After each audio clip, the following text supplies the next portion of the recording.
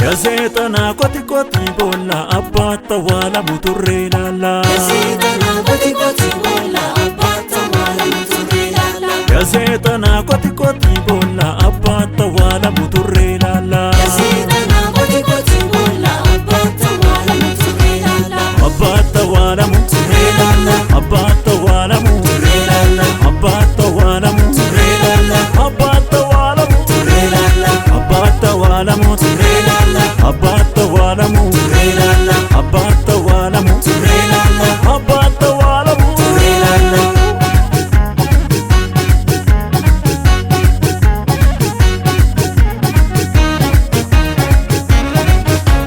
Kanan jiradu manasa kesa jalqabas ta'e galgala kees anin argamu kophaa koo taa'e iji keen arguu sanaaf qophaa'e humna isaaf dadheen sitti dhiyaadha inni isa gubbaa si darbateedha gammachuun qabaa ani baraa koo sitti nan laatu nan beeka waaqayyoo gazetana koti koti bola abata wala muturre lala. Gazetana koti koti bola abata wala muturre lala. Gazetana koti koti bola abata wala muturre lala. Gazetana koti koti bola abata wala muturre lala. Abata wala muturre lala. Abata wala muturre lala. Abata wala muturre lala. Abata wala muturre lala. Abata wala muturre lala. Abata wala muturre lala. Abata wala muturre lala.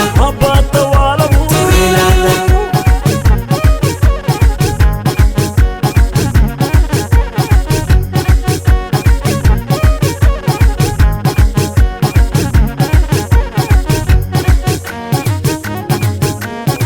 Kana gurra fumuku ayyan isa namarsee jira barroonsa tasaanaan koko waa'een koona akkas ta'uuf jira. Kana gurra fumuku ayyan isa namarsee jira barroonsa tasaanaan koko waa'een koona akkas ta'uuf jira.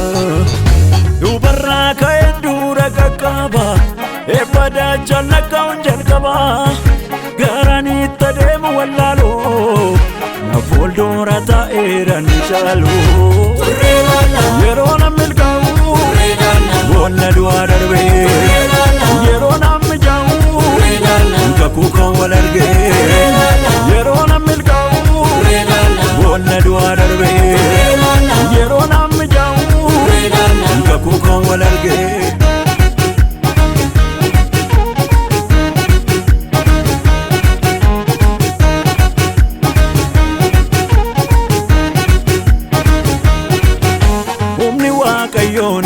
Jira kanaafan lubbuun amma jira ati qopheessitus boolla baay'ee hin beektu ayyaanaan akkam fayyee humni waaqayyoo narra jira kanaafan lubbuun amma jira ati qopheessitus boolla baay'ee hin beektu ayyaanaan akkam fayyee ati fufi koti koti boolla kanaaf keessa si'iif godha faallaa. Ati fufi koti koti boolla kanaaf keessa si'iif godha faallaa.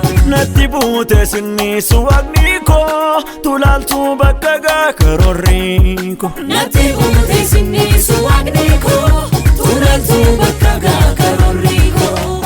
Natti mul'ata dura koo lafa nama lammiladhu eebbifameera badhaasaan argachuutti kadhu garaa qarqallaadhu natti mul'ata dura koo laafana malee mil'adhu eebbifameera badhaasaan argachuutti kadhu garaa qarqallaadhu